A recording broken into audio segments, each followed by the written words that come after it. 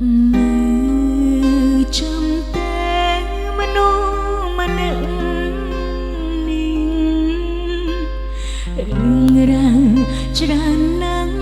ធ្លាប់សាងរួមគ្នាខ្ញុំចាំថាពីជុំក្រោយគឺពីនេះហើយយើងក៏បែកគ្នាត្រឹមព្យាយាមខំបំភ្លេចកិច្ចពីអតីតខំបំព្រិញរឹតនឹកគិតច្រើនលើសដើមគ្រប់វិនាទីពេលដដងហើមក៏ចាប់ផ្ដើមនឹកគេ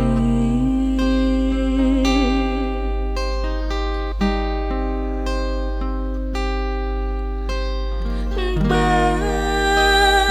មានអូចងអបកាយគេទូក្នុងនាមជីវិតក៏បានដែរសុំពេលក្បែរត្រឹមមួយនាទី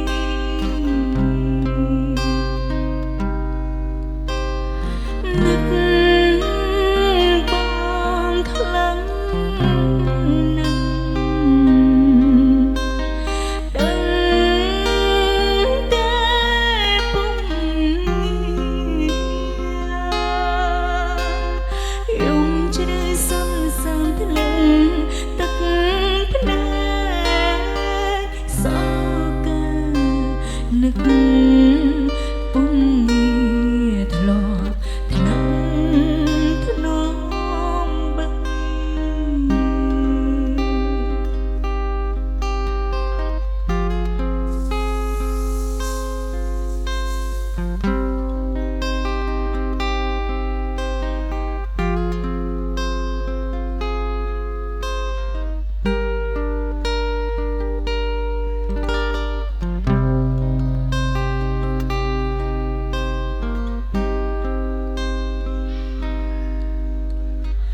បើ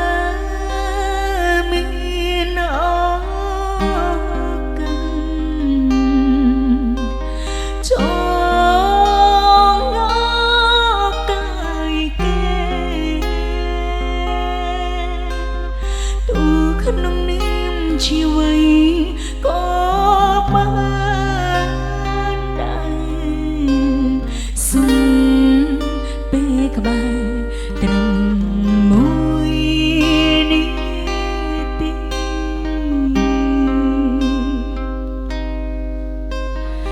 នឹកបងខ្លាំងណាស់ដឹងតែពុំងារយំជ្រៅសន្សើមធ្លាក់ទឹកភ្នែកសោកនឹក